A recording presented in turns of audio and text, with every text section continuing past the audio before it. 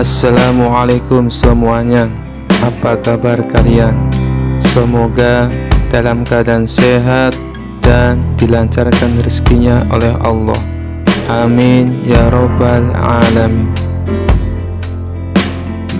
Dikisahkan suatu pagi, raja sedang berjalan-jalan di taman istana ketika ia menyadari sesuatu yang aneh. Sepasang sepatunya yang sangat mahal, hadiah dari seorang saudagar, hilang entah kemana. Raja pun marah besar dan segera memanggil semua pengawal serta pelayan istana. "Siapa yang berani mencuri sepatuku? Cari sampai ketemu, atau kalian semua akan dihukum," bentak raja dengan wajah merah padam. Para pengawal langsung sibuk mencari ke seluruh sudut istana, tetapi hasilnya nihil. Tidak ada jejak sepatu itu. Raja semakin marah. "Kalau begini, panggil Abu Nawas. Hanya dia yang bisa menyelesaikan masalah ini."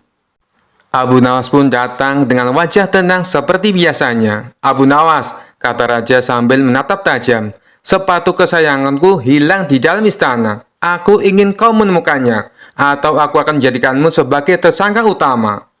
Abu Nawas mengangguk dengan santai.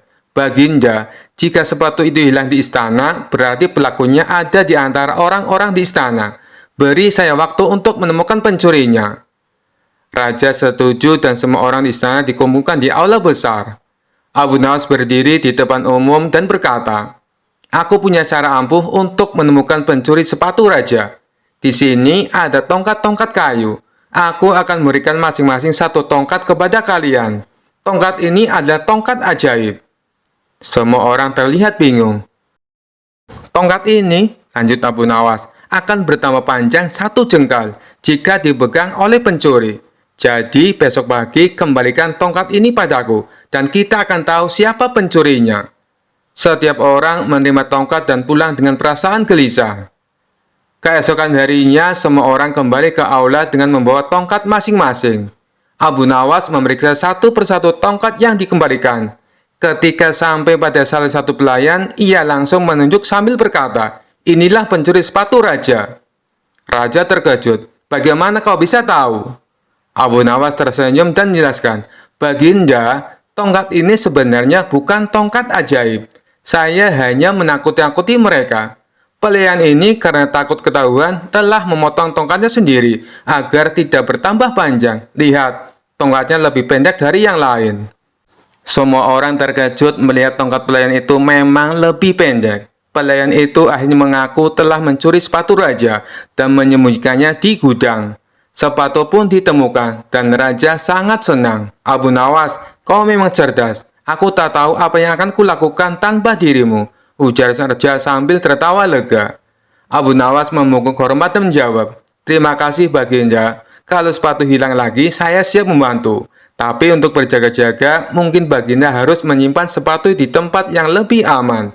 Semua orang tertawa mendengar itu, termasuk sang raja. Kisah selanjutnya. Suatu hari, Abu Nawas terlibat dalam sebuah perdebatan dengan seorang Yahudi yang cerdas dan suka berargumen. Orang Yahudi itu terkenal sering mengajukan pertanyaan-pertanyaan sulit untuk menguji kepercayaan orang lain. Kali ini ia memutuskan untuk menantang Abu Nawas dalam sebuah perdebatan tentang keberadaan siksa kubur. Yahudi itu mendatangi Abu Nawas dengan senyum sinis dan langsung bertanya, "Abu Nawas, kau ini terkenal cerdik, tapi aku ingin tahu apakah kau bisa menjawab pertanyaanku. Apakah benar siksa kubur itu ada? Bagaimana bisa ada sesuatu setelah mati, padahal tubuh sudah tidak hidup lagi?" Abu Nawas yang tenang seperti biasa tersenyum dan membalas, "Tentu saja siksa kubur itu ada, wahai sahabatku. Hanya karena kita tidak bisa melihatnya dengan mata kepala sendiri, bukan berarti itu tidak ada." Yahudi itu tertawa kecil dan berkata, "Kau hanya mengikuti keyakinan buta, Abu Nawas. Buktikan padaku bahwa siksa kubur itu ada. Karena selama ini aku belum pernah mendengar seseorang keluar dari kuburnya dan memberitahu bahwa dia mengalami siksa." Abu Nawas mengelus jenggotnya, berpikir sejenak, lalu berkata dengan nada serius, "Baiklah, Kalau kau ingin bukti, aku akan memberimu bukti sekarang juga. Tapi aku butuh bantuanmu sedikit. Yahudi itu penasaran dan setuju. Baik, aku siap membantumu Abu Nawas. Apa yang harus kulakukan? Abu Nawas lalu menunjuk sebidang tanah di dekatnya dan berkata, pertama-tama, kita harus menggali lubang kecil. Kau akan masuk ke dalamnya, dan aku akan menutupmu dengan tanah sejenak. Kemudian, aku akan bertanya apakah kau merasakan sesuatu. Jika kau merasakan apapun, mungkin itu bisa menjadi bukti bahwa siksa kubur itu memang ada. Yahudi itu tertawa terbahak-bahak mendengar ide Abu Nawas. Abu Nawas, kau ini benar-benar lucu. Aku tidak merasakan apa-apa, karena aku masih hidup. Baiklah, mari kita coba. Mereka pun mulai menggali sebuah lubang kecil. Setelah selesai, Yahudi itu dengan percaya diri masuk ke dalam lubang tersebut. Dan Abu Nawas menutupinya dengan tanah hingga hanya kepala sendiri yang terlihat. Orang-orang yang melihat kejadian itu mulai berkerumun. Penasaran apa yang akan dilakukan Abu Nawas selanjutnya. Setelah Yahudi itu berada di dalam lubang, Abu Nawas berdiri di sampingnya, kemudian berkata, "Nah, bagaimana rasanya? Kau merasa nyaman di dalam sana?" Yahudi itu tertawa sambil berkata, "Tentu saja, ini hanya lubang biasa. Aku tidak merasakan apa-apa." Abu Nawas tersenyum licik dan dengan tiba-tiba berteriak keras, "Wahai para pengawal, bawa air keranjang dan tikus tanah." Pengawal yang kebingungan mengikuti perintah Abu Nawas langsung bergegas. Mendengar perintah aneh itu, Yahudi yang tadinya tertawa-tawa mulai merasa cemas. "Untuk apa kau memanggil air dan tikus, Abu Nawas?" Dengan wajah tenang, Abu Nawas menjawab, "Oh, aku hanya ingin memberikan sedikit hiburan untukmu di dalam lubang itu. Kita akan siramkan air dingin supaya kau merasakan sensasi beku. Dan tikus-tikus tanah ini akan menggali di sekitarmu. Mungkin mereka akan berusaha mengunyah sepatumu juga." Mendengar penjelasan itu, Yahudi itu langsung pucat dan mulai merasa tidak nyaman. "Hai Abu Nawas, aku bercanda. Keluarkan aku dari sini. Aku tidak mau ada air dingin atau tikus tanah." Abu Nawas pura-pura terkejut. "Oh, kau takut? Tapi bukankah tadi kau berkata bahwa kau tidak merasakan apa-apa di dalam lubang? Mengapa tiba-tiba kau khawatir?" Yahudi itu mulai panik. "Abu Nawas, keluarkan aku dari sini sekarang. Aku minta maaf telah menantangmu. Aku tidak mau merasakan apapun di dalam kubur ini, bahkan tikus sekalipun." Abu Nawas tertawa kecil, lalu segera mengangkat Yahudi itu keluar dari lubang. Setelah keluar, Yahudi itu tampak kebingungan, tapi juga merasa lega. Abu Nawas menepuk bahu Yahudi itu sambil berkata, "Kau lihat sahabatku, bahkan di lubang kecil itu, ketika aku menyebutkan tentang siksa kecil seperti air dingin dan tikus, kau sudah mulai takut. Padahal itu bukan siksa kubur yang sebenarnya. Bayangkan jika kau berada di dalam kubur yang sesungguhnya dan merasakan siksa yang tidak bisa kau bayangkan." Yahudi itu terdiam, merenungi kata-kata Abu Nawas. Ia akhirnya menyadari bahwa ada banyak hal yang tidak bisa dijelaskan dengan logika sederhana. Dan rasa takut yang ia alami tadi menjadi bukti bahwa sesuatu yang tak terlihat memang bisa nyata adanya. "Baiklah Abu Nawas," kata Yahudi itu dengan wajah serius. "Kau menang kali ini. Aku belajar satu hal penting hari ini. Kadang sesuatu yang tidak terlihat justru lebih menakutkan daripada yang bisa kita lihat." Abu Nawas tersenyum dan menjawab, "Betul sekali sahabatku, bukan hanya mata yang menjadi saksi kebenaran, tapi juga hati dan perasaan. Semoga kau mendapatkan pelajaran dari pengalaman ini." Kisah selanjutnya. Suatu hari Baginda Raja mendengar kabar dari menteri kalau beberapa belakangan hari ini Abu Nawas sering bertingkah aneh. Hampir setiap hari Abu Nawas melalui waktunya duduk di atas kuburan. Karena penasaran dan khawatir, Baginda Raja pun segera mendatangi Abu Nawas.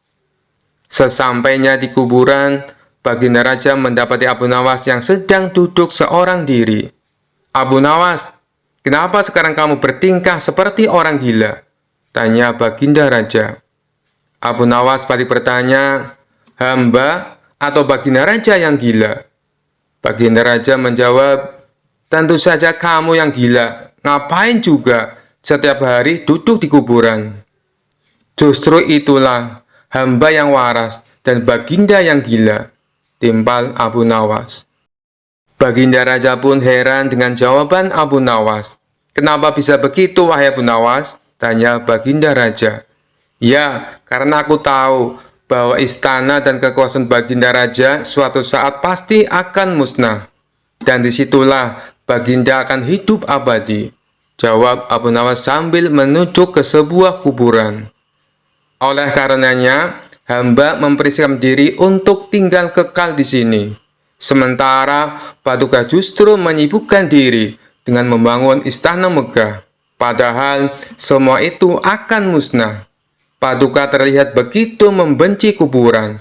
Padahal disitulah kelak tempat peristirahatan terakhir Paduka.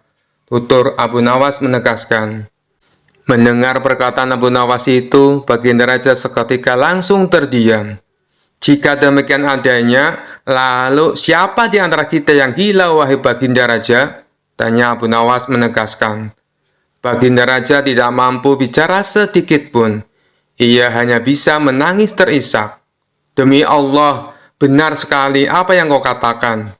Nasihatilah aku, wahai Abu Nawas, pinta Baginda Raja. Dengan pandangan sorot mata yang tajam, Abu Nawas berkata, cukuplah Baginda melakukan banyak amalan soleh. Perlahan tangis Baginda Raja mulai reda. Terima kasih atas nasihatnya, wahai Abu Nawas. Apakah kau mengingat sesuatu dariku? Tanya Baginda Raja. Ya, jawab Abu Nawas. Ada 3 permintaanku kepada Anda, wahai Paduka. Jika Anda sanggup melakukannya, hamba akan sangat berterima kasih sekali kepada Anda, ujar Abu Nawas. Baiklah, katakan apa permintaanmu, balas Baginda Raja.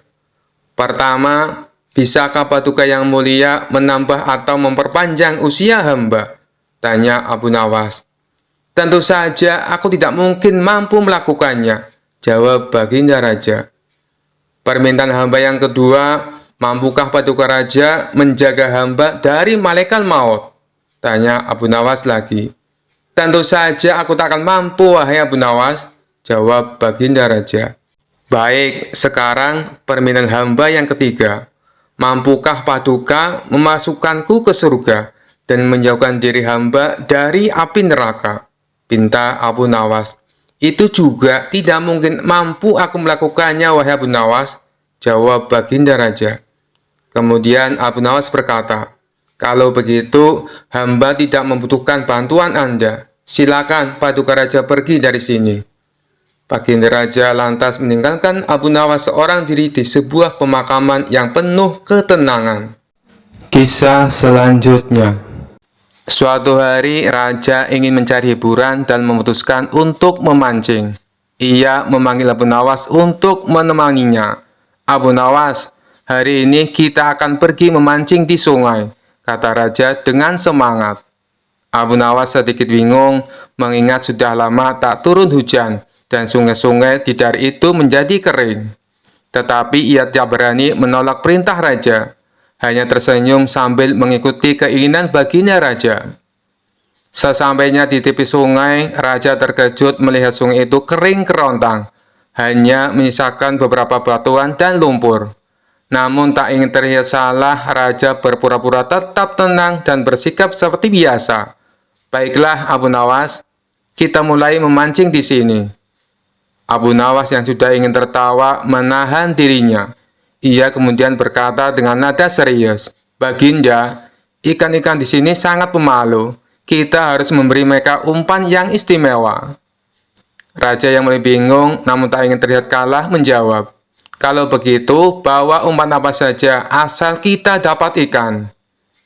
Abu Nawas pun mencari-cari sesuatu, lalu meletakkan sebuah batu besar di ujung pancing Raja.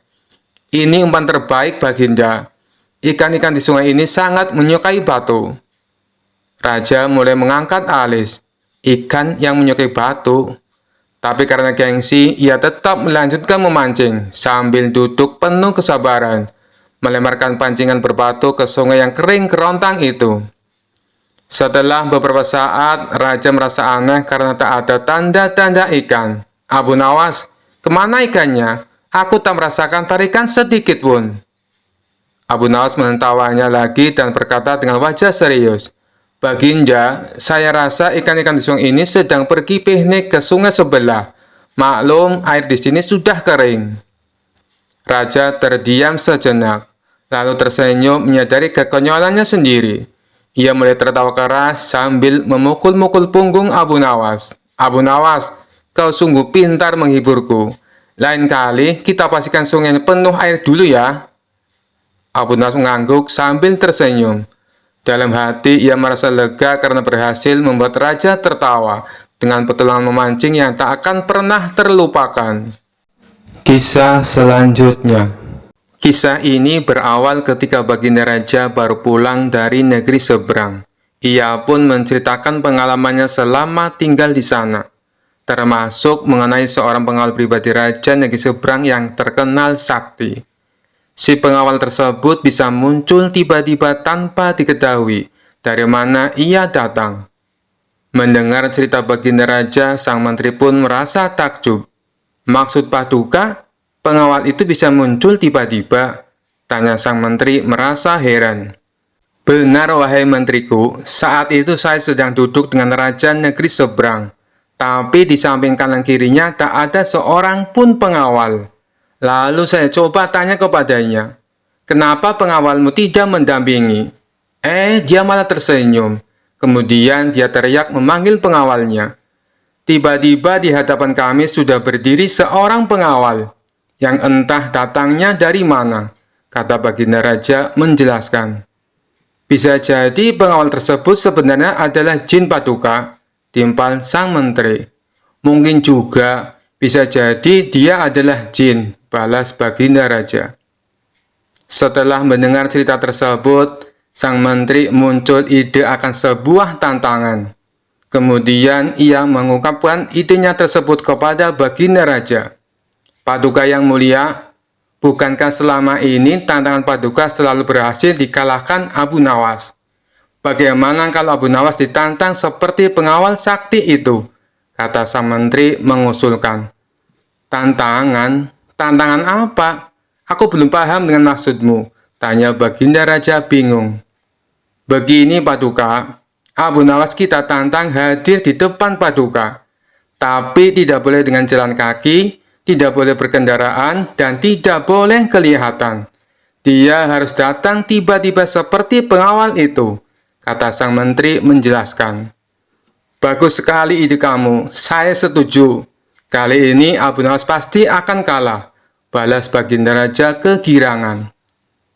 Tanpa membuang-buang waktu, Baginda Raja langsung memerintahkan beberapa pengawal untuk memanggil Abu Nawas. Singkat cerita, datanglah Abu Nawas menghadap Baginda Raja. Wahai Abu Nawas, apakah kamu masih berani menerima tantanganku? Tanya Baginda Raja. Tentu saja saya berani Paduka. Tapi saya perlu tahu apa impiannya kalau saya berhasil, kata Abu Nawas balik bertanya. Karena tantangan ini sangat sulit dan mustahil, hadiahnya akan aku tambah menjadi 1000 dinar. Tapi bila kamu gagal, sebagai hukumannya, kamu harus memandikan kuda-kuda istana selama sebulan. Dan semua hadiah yang selama ini aku berikan harus kamu kembalikan. Karena hadiah tersebut akan aku serahkan kepada menteriku. Sebab dialah yang punya ide tantangan ini. Apa kamu bersedia? Tanya Baginda Raja kembali. Mendengar hadiah yang begitu besar, spontan Abu Nawas langsung tergiur. Baik Paduka yang mulia, saya sangat bersedia, sahut Abu Nawas dengan muka berseri-seri. Kemudian Baginda Raja memberitahu tantangan yang akan ia berikan. Besok kamu harus ada di sini persis seperti sekarang ini. Berdiri tepat di hadapanku. Tapi ada syaratnya. Kamu ke sini tidak boleh berjalan kaki, tidak boleh naik kendaraan, dan tidak boleh terlihat oleh siapapun. Pokoknya tahu-tahu kamu sudah ada di sini, jelas baginda raja. Seketika jantung Abu Nawas langsung berdebar kencang mendengar tantangan tersebut. Ini tantangan yang mustahil. Mana mungkin aku bisa melakukannya, pikir Abu Nawas. Di tengah kebingungan Abu Nawas, baginda raja kembali berkata, "Kalau kamu membatalkan tantangan ini, itu saja kamu mengaku kalah. Dan itu berarti kamu harus menjalani hukuman dan menyerahkan semua hadiahmu kepada menteriku." Sementara sang menteri merasa puas dengan ide tantangan yang dimilikinya. "Mampus kau Abu Nawas, kau akan menderita selama sebulan," ucap sang menteri dalam hati. Nasi sudah menjadi bubur, Abu Nawas tak mungkin membatalkan tantangan tersebut. Ia pun lalu mohon diri kepada baginda raja untuk pamit pulang ke rumahnya. Setibanya di rumah, Abu Nawas duduk di teras rumah sambil memutar otaknya. Ia terus memikirkan cara agar terlepas dari hukuman. Namun sampai waktu menjelang sore, ia tak juga menemukan solusinya. Hampir saja Abu Nawas dibuat stres karena akan cerdiknya menemukan jalan buntu. Saat ia tengah termenung, salah seorang tetangganya lewat di depan rumah Abu Nawas dengan memanggul karung yang besar. Iseng-iseng Abu Nawas bertanya kepadanya, "Wahai kawan, apa yang kau bawa itu?" Tetangganya menjawab, "Kambing Abu Nawas." "Kambing? Kenapa tidak dituntun saja? Itu akan meringankan pekerjaanmu," kata Abu Nawas menyarankan. "Saya sengaja Abu Nawas, biar orang-orang tidak tahu," balas tetangganya. Dari situlah akhirnya Abu Nawas menemukan solusi atas tantangan baginda raja. Kemudian Abu Nawas pergi menemui menteri yang punya ide tantangan tersebut. "Tuan Menteri, sepertinya besok saya akan dihukum. Tapi bolehkah saya minta tolong?" pinta Abu Nawas. "Minta tolong apa?" tanya sang menteri. "Besok ambillah karung yang ada di rumahku dan bawalah ke hadapan baginda raja," ucap Abu Nawas. "Apa isi karung itu?" tanya sang menteri kembali. "Isinya semua hadiah dari baginda raja. Selama ini aku kumpulkan di dalam karung tersebut. Bukankah nantinya juga akan jadi milikmu?" ujar Abu Nawas. "Oh, baiklah Abu Nawas, saya siap," balas sang menteri. Esok paginya sang menteri menuju rumah Abu Nawas. Sesampainya di sana, ia hanya menjumpai istrinya. "Mana Abu Nawas?" tanya sang menteri. "Abu Nawas sudah berangkat ke istana," jawab istri Abu Nawas. Kemudian istri Abu Nawas menunjukkan karung yang akan dibawa oleh Tuan Menteri. Dengan hati gembira, sang menteri memanggulkan tersebut sampai ke istana. Meskipun terik matahari sangat panas tak membuat sang menteri merasa letih, karena rasa letihnya terobati dengan hadiah yang akan ia dapatkan. Setelah sang menteri tiba di istana, ia pun segera menghadap baginda raja. "Apa yang kau bawa itu? Dan mana Abu Nawas?" tanya baginda raja. "Bukannya Abu Nawas sudah ke sini?" kata istrinya. "Ia sudah berangkat dari pagi Paduka. Dan karung ini adalah semua hadiah yang Abu Nawas kumpulkan," jawab sang menteri. "Mana? Sampai saat ini Abu Nawas belum kelihatan." "Ya, sudahlah, kita tunggu saja. Sekarang buka ikatan tali karung itu. Aku ingin melihat isinya." Sang menteri pun langsung membuka ikatan tali karung tersebut. Ketika karung itu terbuka, tiba-tiba muncul Abu Nawas dari dalam karung. "Hamba sudah di sini Paduka, seperti yang Paduka inginkan. Tidak berjalan kaki, tidak berkendaraan, dan tidak diketahui oleh siapapun," ucap Abu Nawas. Sontak baginda raja dan sang menteri terkejut dibuatnya.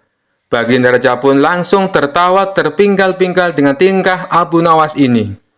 "Kamu memang cerdik Abu Nawas," puji baginda raja sambil terus tertawa.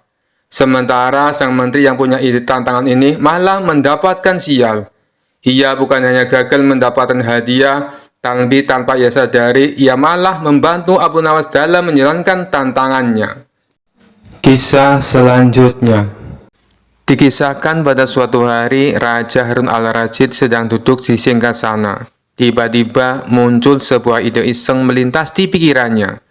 Ia ingin menguji kecerdikan Abu Nawas sekali lagi.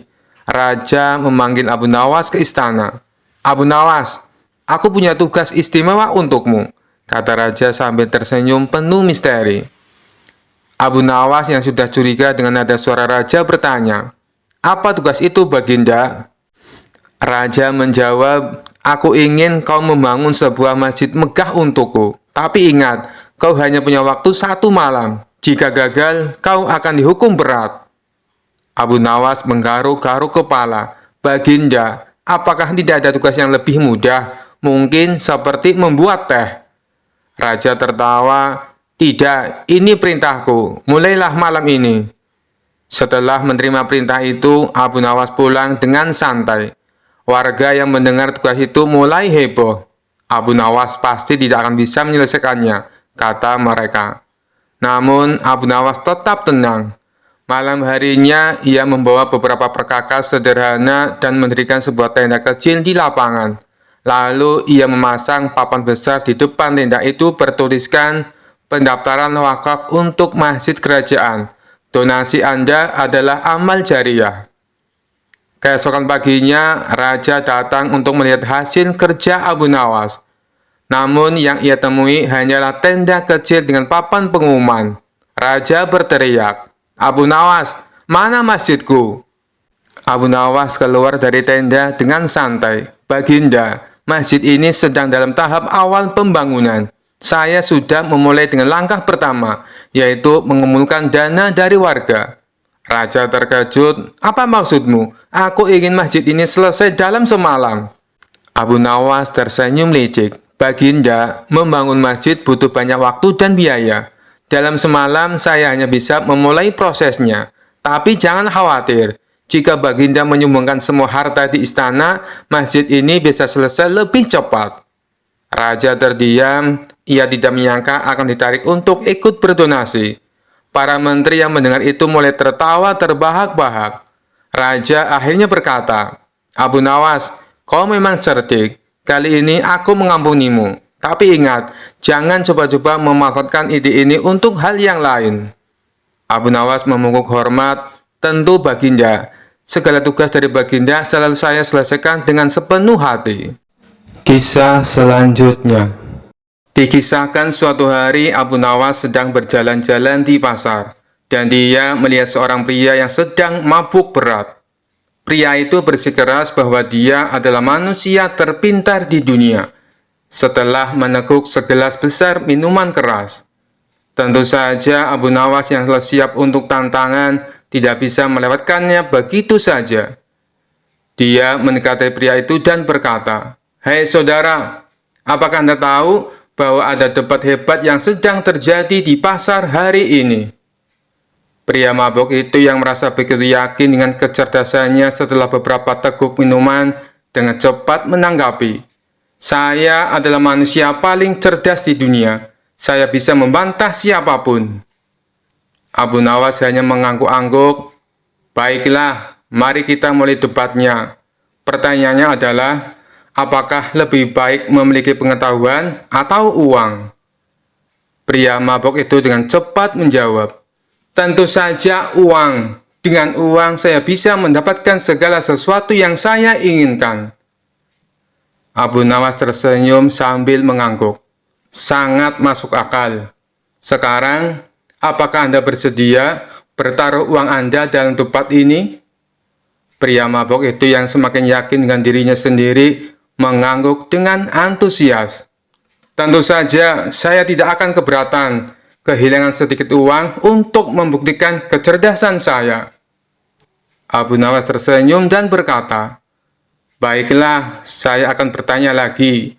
Apa yang Anda akan lakukan jika Anda memiliki pengetahuan tapi tidak memiliki uang?" Pria mabuk itu berpikir sebentar, lalu dengan percaya diri menjawab, "Oh, itu mudah. Saya akan menggunakan pengetahuan saya untuk mendapatkan uang." Abu Nawas hanya tertawa, "Tapi bagaimana Anda akan mendapatkan uang jika tidak memiliki pengetahuan?"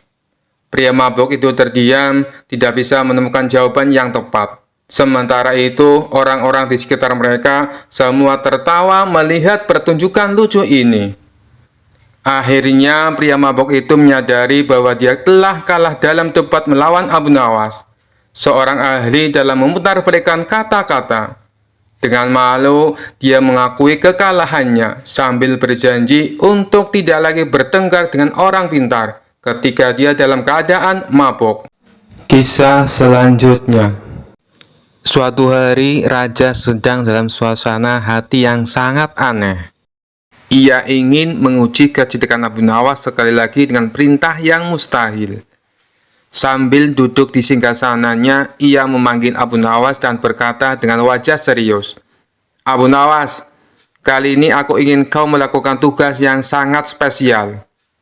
Abu Nawas yang sudah terbiasa dengan perintah-perintah aneh dari raja, langsung tahu pasti akan ada sesuatu yang sulit kali ini. Tapi ia tetap tersenyum dan bertanya, "Apa perintah Paduka kali ini?"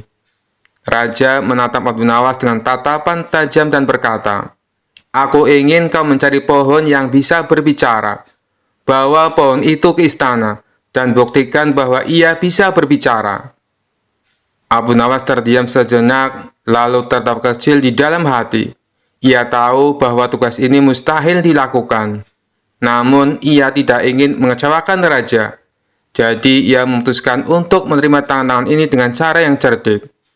"Baiklah, Paduka," kata Abu Nawas sambil tersenyum. "Berikan aku waktu seminggu, dan aku akan mencari pohon yang bisa berbicara."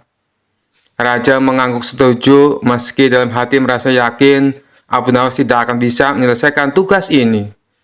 Selama seminggu, Abu Nawas berpikir keras mencari cara untuk menyelesaikan tugas tersebut. Ia berjalan-jalan di sekitar hutan, mengamati pohon-pohon, dan akhirnya mendapatkan ide cemerlang. Setelah seminggu, Abu Nawas kembali ke istana dengan wajah penuh percaya diri. Raja yang penasaran langsung bertanya, "Bagaimana, Abu Nawas? Apakah kau menemukan pohon yang bisa berbicara?" Abu Nawas tersenyum dan menjawab, "Tentu saja, Paduka. Pohon itu ada di hutan dekat desa. Saya sudah berbicara dengannya, dan ia setuju untuk menjawab pertanyaan Paduka. Tapi pohon itu punya syarat." Raja tercengang dan bertanya, "Syarat? Apa syaratnya?" Abu Nawas menjelaskan, "Pohon itu tidak mau diganggu oleh banyak orang. Ia ingin Paduka datang sendirian tanpa ada pengawal. Hanya dengan begitu ia akan berbicara." Raja yang penasaran dengan keajaiban ini segera setuju. "Baik, aku akan pergi sendirian. Tunjukkan di mana pohon itu berada." Abu Nawas lalu membawa raja ke hutan, menuju sebuah pohon besar yang sangat tua. Pohon itu tampak kokoh dengan akar yang besar menjalar di sekelilingnya. Setelah sampai di depan pohon, Abu Nawas berkata, "Inilah pohon yang bisa bicara, Paduka. Silakan berbicara padanya, dan ia akan menjawab." Raja yang penasaran mendekati pohon itu dan mulai bertanya, "Wahai pohon, benarkah kau bisa berbicara?" Tentu saja pohon itu diam saja, tidak ada suara apapun. Raja mulai bingung, lalu menoleh ke Abu Nawas dan bertanya, "Mengapa pohon ini tidak berbicara?" Abu Nawas yang sudah siap dengan jawabannya tersenyum lebar dan menjawab, "Paduka, pohon ini sudah berbicara. Namun ia berbicara dengan caranya sendiri, bukan dengan kata-kata." Raja semakin bingung, "Apa maksudmu, Abu Nawas?" Abu Nawas lalu menjelaskan, "Paduka, setiap pohon berbicara melalui gerakannya. Daunnya yang melambai ditiup angin, cabangnya yang bergoyang ketika disentuh, itu semua adalah bahasa mereka. Pohon ini tadi sudah menyapa Paduka dengan anggukan dahan dan hembusan angin. Bukankah itu tanda ia merespon kehadiran Paduka?" Raja berpikir sejenak, lalu melihat ke arah pohon yang memang melambai sedikit karena angin. Meskipun raja tahu bahwa pohon tidak berbicara seperti manusia, ia tidak bisa menyangkal kecerdikan Abu Nawas. "Abu Nawas, kau memang luar biasa," kata raja sambil tertawa. "Aku tidak menyangka kau bisa menemukan jawaban untuk tugas ini. Pohon ini memang tidak berbicara seperti manusia, tapi aku harus mengakui, kau benar, setiap makhluk punya cara sendiri untuk berbicara." Abu Nawas membungkuk hormat dan berkata, "Terima kasih, Paduka. Pohon ini memang luar biasa. seperti halnya setiap ciptaan di alam.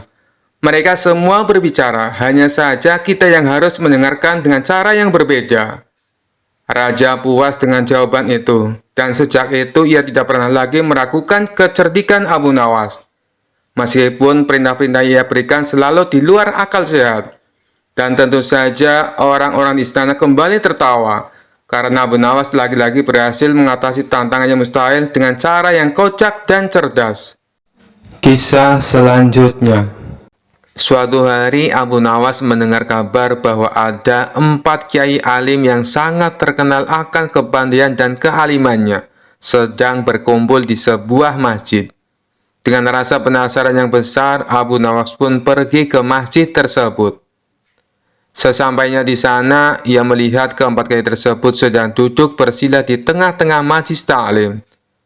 Tanpa ragu, Abu Nawas langsung menghampiri mereka dan meminta izin untuk mengajukan pertanyaan. "Wahai para kiai yang mulia," sapa Abu Nawas dengan hormat, "izinkan saya mengajukan sebuah pertanyaan yang telah lama mengganjal hati saya." Ke-4 kiai pun mengangguk, mengizinkan Abu Nawas untuk bertanya. "Begini para kiai," lanjut Abu Nawas, "saya pernah mendengar bahwa seekor kucing dapat melahirkan anak kucing yang berjumlah ganjil. Misalnya 3 atau 5 ekor. Namun saya juga pernah mendengar bahwa seekor kucing tidak mungkin melahirkan anak kucing yang berjumlah genap, seperti 4 atau 6 ekor. Mengapa demikian?" Ke-4 kiai saling berpandangan, tampak berpikir keras untuk menjawab pertanyaan Abu Nawas yang terkesan aneh tersebut. Mereka berusaha mencari dalil dan hujah yang tepat untuk menjelaskan fenomena tersebut. Setelah beberapa saat, salah seorang kiai akhirnya menjawab, "Wahai Abu Nawas, pertanyaanmu sangat menarik. Menurutku, hal itu terjadi karena kehendak Allah. Kita sebagai manusia tidaklah mampu memahami segala rahasia alam semesta." Kiai yang lain menambahkan, "Benar sekali. Mungkin ada saja hikmah di balik fenomena tersebut yang tidak kita ketahui." Abu Nawas tersenyum mendengar jawaban mereka. "Wahai para kiai," katanya lagi, "jika demikian, bagaimana dengan seekor kucing yang melahirkan anak kucing berjumlah 2 ekor? Apakah itu termasuk ganjil atau genap?" Ke-4 kiai terdiam sejenak, kemudian saling melirik satu sama lain. Mereka semakin bingung dengan pertanyaan Abu Nawas yang semakin membingungkan. Melihat ekspresi bingung para kiai, Abu Nawas pun tertawa terbahak-bahak. "Wahai para kiai," katanya sambil terpingkal-pingkal, "kalian terlalu serius memikirkan pertanyaan saya.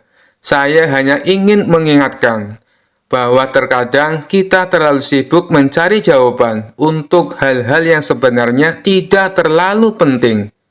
Lebih baik kita fokus pada hal-hal yang lebih bermanfaat, seperti meningkatkan keimanan dan ketakwaan kita kepada Allah." Mendengar jawaban Abu Nawas, ke-4 kiai pun ikut tertawa. Mereka menyadari bahwa mereka telah terjebak dalam permainan kata-kata Abu Nawas. Kisah selanjutnya. Suatu hari, raja yang terkenal suka menguji kecerdasan Abu Nawas tiba-tiba terpikirkan sesuatu. Ia sedang duduk di taman istana, terganggu oleh nyamuk-nyamuk yang terus mengerubutinya. Dengan wajah sebal, ia memanggil Abu Nawas ke istana.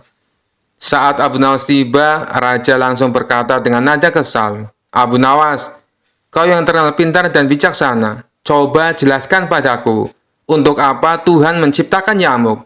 Apa gunanya makhluk kecil yang hanya bisa membuat kita gatal dan kesal?" Abu Nawas tersenyum mendengar pertanyaan sang raja. Ia tahu ini adalah tantangan yang menarik, tapi juga tahu bahwa betapa jengkel raja pada nyamuk-nyamuk itu. Sambil memandang raja dengan santai, Abu Nawas menjawab, "Tuanku, pertanyaanmu sangat menarik. Izinkan hamba menjawabnya dengan cara yang berbeda." Raja yang penasaran mengangguk dan memberi isyarat agar Abu Nawas melanjutkan. "Pertama-tama," kata Abu Nawas, "Tuhan menciptakan segala sesuatu di dunia ini dengan tujuan tertentu. Tapi izinkan hamba bertanya balik. "Mengapa tuanku terlihat sangat terganggu oleh nyamuk?" Raja langsung menjawab dengan nada kesal. "Karena mereka membuatku gatal dan tidak nyaman. Mereka terus menggigitku." Abu Nawas tertawa kecil dan berkata, "Nah, itu dia tuanku. Ternyata nyamuk diciptakan untuk mengingatkan kita bahwa bahkan seorang raja yang paling kuat dan berkuasa pun bisa dikalahkan oleh makhluk sekecil nyamuk. Bayangkan, tuanku memiliki pasukan besar, istana megah, dan segala kekayaan. Tapi hanya seekor nyamuk kecil bisa membuat tuanku kesal." Raja terdiam sejenak merenungkan kata-kata Abu Nawas. "Jadi menurutmu nyamuk ada untuk merendahkan kesombongan kita?" Abu Nawas mengangguk dengan serius. "Benar tuanku, kadang-kadang hal-hal yang kecil seperti nyamuk diciptakan untuk membuat kita sadar bahwa kita tak sekuat yang kita kira. Dan lagi, nyamuk juga memberi kita pelajaran kesabaran. Tanpa nyamuk, mungkin kita akan terlalu nyaman dan lupa bahwa kita masih manusia biasa." Raja masih belum puas. "Tapi Abu Nawas, apakah ada gunanya yang lain selain membuat kita sadar dan sabar? Nyamuk hanya menyebalkan." Abu Nawas tersenyum lebar dan berkata, "Baiklah tuanku, kalau tuanku ingin melihat kegunaan lain nyamuk, cobalah berpikir begini. Tanpa nyamuk, apa yang akan kita bicarakan saat kita bosan? Nyamuk adalah alasan sempurna untuk kita mengeluh dan mencari hiburan saat tak ada lain yang untuk dibahas." Raja tak bisa menahan tawa mendengar jawaban kocak Abu Nawas. "Jadi menurutmu, nyamuk diciptakan agar kita tidak kehabisan bahan obrolan?"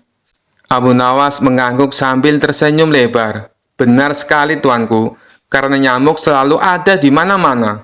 Mereka membuat hidup kita lebih berwarna dengan sedikit gangguan dan candaan. Lagi pula, tanpa nyamuk, siapa yang akan kita salahkan kalau kita sedang malas atau kesal?" Raja tertawa terbahak-bahak mendengar jawaban Abu Nawas yang cerdik dan menghibur itu. "Abu Nawas, kau selalu punya cara untuk mengalihkan pertanyaan-pertanyaan sulit menjadi sesuatu yang lucu dan masuk akal. Sekarang aku mengerti. Mungkin nyamuk memang berguna untuk membuat kita tetap rendah hati dan tidak kehabisan bahan pembicaraan."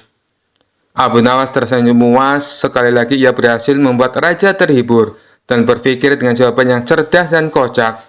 Nyamuk yang tadinya dianggap menyebalkan, kini menjadi alasan untuk tertawa bersama. Kisah selanjutnya. Suatu hari datanglah 3 orang desa menghadap Sultan Harun al-Rasyid di istana. Sultan Harun al-Rasyid yang waktu itu sedang duduk berbincang-bincang dengan para pejabat tinggi, langsung saja mempersilahkan ketiga orang itu untuk masuk. Setelah 3 orang itu membungkuk, salah seorang di antara mereka berkata, "Ampun beribu ampun Baginda, karena kami telah mengganggu perbincangan Baginda dengan para pejabat yang lain." "Tidak, kalian tidak mengganggu. Kami malah senang dengan kedatangan kalian. Memangnya ada apa kalian menghadapku? Adakah persoalan yang ingin kalian sampaikan?" "Begini Baginda, saya Ahmad mempunyai 2 ekor kambing betina. Zulfikar mempunyai seekor kambing jantan, sedangkan Zubair tidak mempunyai kambing. Karena itulah Zubair yang setiap hari harus bekerja mengembalakan kambing. Apabila ketiga kambing itu beranak pinak, maka pembagian keuntungannya juga telah kami sepakati, yakni saya mendapat separuh dari jumlah kambing. Zulfikar memperoleh 1/3 dari jumlah kambing. Sedangkan Zubair yang mengembala dan merawatnya mendapat bagian 1/8-nya, terang Ahmad. "Lantas, apakah kambing itu sekarang telah beranak pinak?" tanya Baginda Raja. "Benar Baginda, ketiga kambing itu sekarang sudah berjumlah menjadi 23 ekor. Karena itu kami sekarang ingin membaginya sesuai dengan kesepakatan kami dulu. Tapi ternyata kami kesulitan untuk membaginya. Karena itulah kami ke sini ingin memohon pertolongan Baginda Raja," terang Ahmad. Membagi 23 ekor kambing sesuai perjanjian tentu tidak mudah. Bayangkan, bila Ahmad memperoleh pembagian separuh dari kambing-kambing itu, maka Ahmad sebenarnya mendapat bagian 11 ekor lebih setengah kambing. Sedangkan Zulfikar memperoleh pembagian sepertiga. Seharusnya mendapatkan 7 ekor lebih 2/3 kambing. Sementara Zubair mendapatkan 1/8-nya, yang berarti 2 ekor kambing lebih 7/8 kambing. Raja Harun al-Rasyid tampaknya berpikir keras untuk memecahkan masalah tersebut. Bahkan para pejabat yang hadir di tempat tersebut juga tak sanggup memecahkan masalah tersebut. Karena orang yang hadir di tempat tersebut tak ada yang bisa memecahkan masalah itu, akhirnya Harun al-Rasyid terpikir untuk mengundang Abu Nawas. Setelah Abu Nawas sampai ke istana, ia pun langsung bertanya masalah yang terjadi.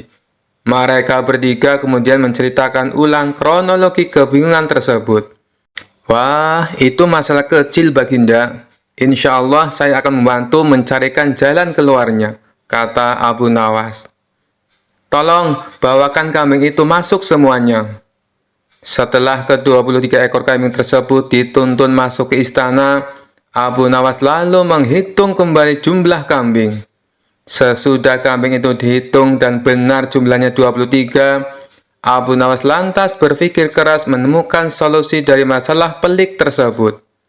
Tak lama kemudian, izinkan hamba meminjam kambing Baginda seekor saja, kata Abu Nawas. Nah, sekarang saatnya saya akan membagi kambing tersebut sesuai dengan porsi kalian saat perjanjian, kata Abu Nawas setelah menambahkan kambing milik Baginda Raja. Ahmad, yang berhak memperoleh separuh kambing, maka boleh mengambil 12 ekor. Sedangkan engkau Zulfikar, yang memperoleh bagian sepertiganya, maka boleh mengambil 8 ekor, kata Abu Nawas memerintahkan. Terakhir Zubair, yang memperoleh bagian 1/8-nya, maka engkau berhak mengambil bagian 3 kambing. Sisa 1, karena saya tadi meminjam 1 ekor milik Baginda, maka ini saya kembalikan lagi kambing tersebut kepada Baginda Raja. Masing-masing telah mendapatkan bagiannya. Mereka pun berterima kasih dan kembali ke rumah masing-masing. Perkara yang pelik itu akhirnya dapat ditemukan solusinya berkat kecerdasan Abu Nawas. Kisah selanjutnya. Dikisahkan di sebuah sudut pasar, ada seorang peramal gadungan yang selalu membuat keramaian. Ia mengaku bisa membaca masa depan dan mengetahui segala rahasia hidup seseorang hanya dengan menatap bola kristalnya. Banyak orang tertarik dan juga banyak yang ragu akan kebenarannya. Suatu hari, Abu Nawas berjalan melewati pasar itu dan melihat peramal tersebut dikerumuni banyak orang. Dengan senyumnya yang khas, Abu Nawas mendekat untuk melihat apa yang sebenarnya terjadi. Datanglah, wahai siapapun yang ingin mengetahui masa depannya. Aku bisa mengungkap segala rahasia, kata peramal dengan lantang. Abu Nawas segera memutuskan untuk menguji dan kalau bisa mengerjai si peramal. Abu Nawas melangkah maju. Tuan peramal, aku ingin tahu apa yang akan terjadi padaku besok. Peramal itu memejamkan mata dan mulai menggosok bola kristalnya, seolah sedang mencari jawaban. Aku melihat sesuatu, katanya dramatis. Besok kau akan menemukan keberuntungan besar. Abu Nawas tersenyum. Keberuntungan macam apa? Emas. Banyak sekali emas yang akan kau temukan. Bersiaplah, jawab si peramal sambil tersenyum lebar, berharap Abu Nawas percaya. Namun bukannya terkesan, Abu Nawas justru mengangguk dengan ekspresi serius. Wah, itu kabar baik. Kalau begitu, kau pasti tahu apa yang ada di sakuku saat ini kan? Si peramal terlihat sedikit gugup, tapi mencoba tetap tenang. Tentu saja, beri waktu aku sebentar. Ia kembali menatap bola kristalnya. Di sakumu ada perak. Ya, aku melihat perak. Abu Nawas mengeluarkan tangannya dari saku dan menunjukkan sesuatu, sepotong roti basi. Semua orang yang menyaksikan tertawa terbahak-bahak. Wah, luar biasa. Perak ternyata bentuknya mirip roti basi, kata Abu Nawas dengan nada mengejek. Tidak puas sampai di situ, Abu Nawas punya rencana lain. Ia berpura-pura mengubah nada suaranya menjadi serius. Tuan peramal, karena kau gagal menebak isi sakuku, aku ingin menguji kemampuanmu dengan pertanyaan yang lain. Apa itu? Tanya si peramal mulai kehilangan percaya diri. Aku baru saja kehilangan seekor keledai kesayanganku. Kalau kau memang sakti, pasti kau tahu di mana keledaiku sekarang, kata Bu Nawas sambil memasang wajah sedih. Si peramal berpikir sejenak, lalu kembali menatap bola kristalnya. Keledaimu sedang berada di sebuah padang rumput dekat sungai. Abu Nawas tertawa keras. Padahal keledaiku sedang diikat di belakang pasar ini. Aku baru saja memarkirnya sebelum datang ke sini. Kerumunan kembali tertawa. Si peramal mulai panik, tapi Abu Nawas belum selesai. Abu Nawas melangkah lebih dekat dan berkata dengan nada pelan, "Kalau kau benar-benar sakti, kau pasti tahu apa yang akan aku lakukan padamu sekarang." Si peramal mencoba terlihat tenang, tapi wajahnya memucat. "Tentu saja aku tahu kau akan memujiku atas kehebatanku." Abu Nawas tertawa keras. "Salah besar. Aku akan mengajakmu keliling pasar untuk memberitahu semua orang bahwa ramalanmu adalah palsu." Peramal itu langsung kabur ketakutan sebelum Abu Nawas sempat melakukannya. Semua orang di pasar tertawa dan memuji kecerdasan Abu Nawas. Kisah selanjutnya. Rumah Abu Nawas konon pernah didatangi Abu Jahil yang terkenal pelit. Ia lalu menjelaskan tujuan kedatangannya. Dia ingin meminjam uang 100 dinar. Tentu saja Abu Nawas terkejut mendengarnya. "Dari mana saya mendapatkan uang sebanyak itu?" kata Abu Nawas. "Tolonglah Abu Nawas, aku yakin kamu pasti ada. Pinjami aku selama sebulan," pinta Abu Jahil merengek. Awalnya, Abu Nawas tidak mau mengabulkan permintaan Abu Jahil. Namun karena terus-menerus didesak, Abu Nawas tidak bisa menolak. "Tapi kamu janji ya, hanya sebulan," kata Abu Nawas mengingatkan. "Ya, saya berjanji Abu Nawas, bulan depan kebun saya panen. Saya pasti akan mengembalikan uang pinjaman saya," jawab Abu Jahil. Singkat cerita, setelah 1 bulan, Abu Jahil tidak pernah mengembalikan uang tersebut. Padahal saat itu kebun Abu Jahil sudah panen, dan hasil panennya melimpah ruah. Payah Abu Jahil, dia tidak menepati janjinya, batin Abu Nawas. Karena membutuhkan uang, Abu Nawas terpaksa pergi ke rumah Abu Jahil untuk menagih hutangnya. "Bagaimana dengan janjimu Abu Jahil? Katanya kamu akan mengembalikan uang itu dalam waktu sebulan," kata Abu Nawas. Abu Jahil menjawab bahwa dia tidak bisa membayar hutangnya. Ia beralasan bahwa uang hasil kebunnya digunakan untuk mengobati saudaranya yang sedang sakit. "Jangan khawatir Abu Nawas, saya pasti akan membayar bulan depan," kata Abu Jahil. Mendengar jawaban Abu Jahil, Abu Nawas sangat kecewa. Akhirnya, dia pulang tanpa membawa uang sepeser pun. Beberapa hari kemudian, Abu Nawas mendengar kabar bahwa Abu Jahil sering mengundang teman-temannya untuk berpesta di rumahnya. Mendengar hal tersebut, Abu Nawas menjadi emosi. "Kurang ajar," katanya, dia kekurangan uang, tetapi dia malah sering mengadakan pesta, gerutu Abu Nawas. Abu Jahil pasti tidak akan membayar hutangnya karena 1000 alasan. Akhirnya Abu Nawas mendapat ide untuk mengerjai Abu Jahil. Keesokan harinya, Abu Nawas pergi ke desa seberang untuk menemui sahabatnya. Dia mulai menyusun strategi dan meminta bantuan seorang teman. Setelah strateginya matang, Abu Nawas segera mendatangi rumah Abu Jahil. "Mengapa kamu ke sini, Abu Nawas? Aku kan sudah bilang, jika mengembalikan uangnya itu bulan depan," kata Abu Jahil. "Jangan salah paham, Abu Jahil. Aku ke sini bukan untuk menagih hutang. Aku ingin mengajakmu bertemu orang pintar," jawab Abu Nawas. "Memangnya ada perlu apa?" tanya Abu Jahil penasaran. "Ini Abu Jahil, di desa seberang katanya ada dukun pesugihan yang bisa membuat kita kaya. Aku ingin mencobanya ke sana," jawab Abu Nawas. "Benarkah? Baiklah Abu Nawas, aku ikut. Aku juga ingin kaya, kata Abu Jahil kegirangan mendengar adanya tawaran dukun pesugihan itu. Singkat cerita, Abu Nawas dan Abu Jahil tiba di rumah dukun pesugihan tersebut. Setelah memanggil keduanya, dukun itu bertanya, "Apa yang kamu lakukan di sini?" Abu Nawas kemudian mengutarakan keinginannya agar ia ingin kaya tanpa bekerja. "Ah, itu mudah, tapi ada syaratnya," kata sang dukun. "Apa syaratnya?" tanya Abu Nawas. "Syaratnya harus ada yang dikorbankan. Tapi jangan khawatir, korbannya tidak harus dari keluarga. Orang lain juga bisa dikorbankan. Tapi orang lain itu adalah orang yang terkait dengan hartamu," jawab sang dukun. "Apa maksudmu? Aku tidak mengerti," tanya Abu Nawas lagi.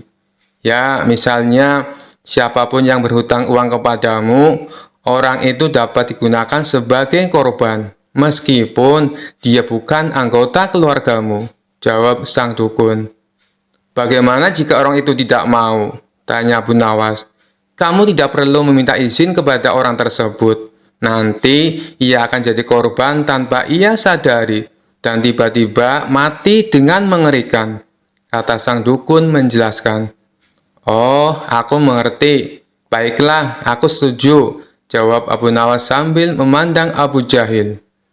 Abu Jahil yang merasa dikorbankan langsung gemetaran. Dukun itu kemudian mengajari Abu Nawas mantra sebagai ritual. Tengah malam, setelah kembali dari rumah sang dukun, Abu Nawas berkata di tengah jalan, "Abu Jahil, kamu tidak perlu mengembalikan hutang yang 100 dinar. Saya ikhlas." Mendengar hal itu, Abu Jahil langsung ketakutan. "Jangan Abu Nawas, saya akan mengembalikan uang kamu nanti. Tepatnya saat sampai di rumah saya. Nanti akan segera aku kembalikan," kata Abu Jahil dengan ketakutan. "Bukankah kamu kemarin mengatakan bahwa kamu kehabisan uang?" kode Abu Nawas. "Saya masih punya banyak uang, Abu Nawas. Aku sengaja berbohong padamu," kata Abu Jahil. Akhirnya Abu Jahil segera mengembalikan uang pinjamannya kepada Abu Nawas di hari itu juga, sejumlah uang 100 dinar. Setelah diselidiki, terungkap bahwa dukun yang didatangi Abu Nawas dan Abu Jahil adalah sahabat Abu Nawas. Taktik ini sengaja diatur oleh Abu Nawas dan kawannya tersebut, agar Abu Jahil segera melunasi hutangnya. Kisah selanjutnya. Pada suatu hari yang cerah, Abu Nawas sedang berjalan di pasar. Ia baru saja menerima hadiah sebotol minuman dari seorang pedagang yang sangat menghormatinya karena kecerdasannya. Botol itu terlihat sangat indah, berisi cairan berwarna merah muda yang berkilauan di bawah sinar matahari. Abu Nawas yang penasaran sambil tersenyum berkata pada dirinya sendiri, "Minuman ini terlihat sangat menggoda. Apa salahnya mencicipinya sedikit?" Tanpa berpikir panjang, ia pun membuka tutup botol dan meneguk isinya. Tak lama setelah itu, Abu Nawas merasakan kepalanya mulai pusing. Pandangannya kabur dan ia mulai berjalan sempoyongan. "Aduh, kenapa ini? Kenapa kepalaku terasa berat?" gumamnya. Sambil berjalan goyah, Abu Nawas tiba-tiba bertemu dengan raja yang sedang berkeliling kota. Melihat Abu Nawas yang sempoyongan, raja pun mendekatinya dengan rasa heran. "Abu Nawas, apa yang terjadi padamu? Mengapa kau terlihat seperti orang mabuk?" tanya raja sedikit khawatir. Dengan suara yang sedikit melantur, Abu Nawas menjawab, "Tuanku, hamba baru saja meminum sesuatu dari botol ini, dan tiba-tiba hamba merasa seperti terbang ke awan." Raja terkejut dan penasaran. "Botol apa yang kau minum itu, Abu Nawas? Apakah itu minuman keras?" Abu Nawas sambil berusaha tetap berdiri tegak menggelengkan kepalanya dengan dramatis. "Oh tidak, tuanku, ini bukan minuman keras. Ini lebih dari itu. Ini adalah minuman keajaiban." Raja yang semakin penasaran bertanya, "Keajaiban? Bagaimana mungkin sebotol minuman bisa membuatmu sempoyongan seperti ini?"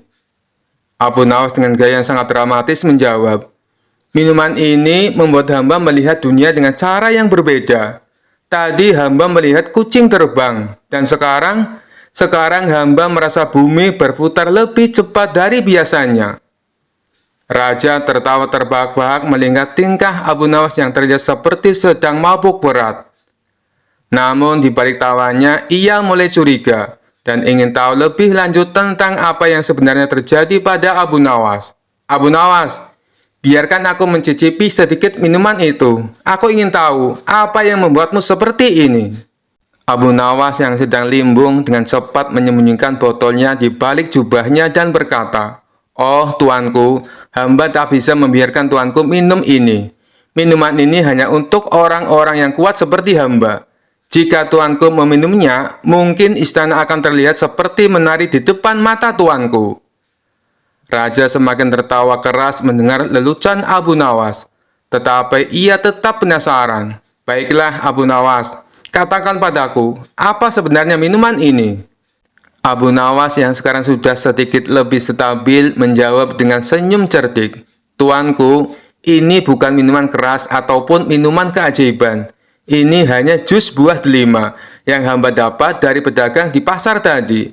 Hamba hanya bercanda, mencoba melihat bagaimana reaksi tuanku jika melihat hamba seperti ini."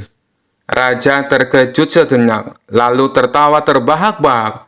"Jadi kau berpura-pura mabuk hanya untuk mengerjaiku?" Abu Nawas mengangguk dengan gaya yang lucu. "Benar sekali tuanku, hamba hanya ingin melihat apakah tuanku akan percaya kalau hamba mabuk gara-gara jus delima. Ternyata, minuman sederhana ini bisa membuat siapapun tertawa, termasuk tuanku." Raja pun terus tertawa, sementara orang-orang di sekitarnya ikut terhibur melihat tingkah lucu Abu Nawas. Seperti biasa, Abu Nawas berhasil membuat suasana riang dan menghibur Raja dengan kecerdasannya yang penuh humor. Sekian dulu perjumpaan kita kali ini. Sampai bertemu lagi di kisah-kisah selanjutnya. Terima kasih yang sudah subscribe dan setia menonton channel ini. Wassalamualaikum warahmatullahi wabarakatuh.